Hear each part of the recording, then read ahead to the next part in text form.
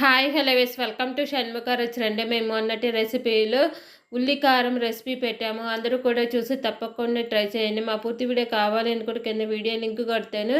First video అదే ఉంటుంది. అందరూ కూడా చూసి తప్పకుండా ట్రై చేయండి. మా వీడియో కనుక కొత్తగా చూస్తున్న వాళ్ళు, ఫస్ట్ టైం చూస్తున్న వాళ్ళైతే మా ఛానల్ని సబ్స్క్రైబ్ చేసుకోండి. మేము పెట్టే వీడియోస్ మీకు ఎప్పటికప్పుడు నోటిఫికేషన్స్ వస్తూ ఉంటాయి.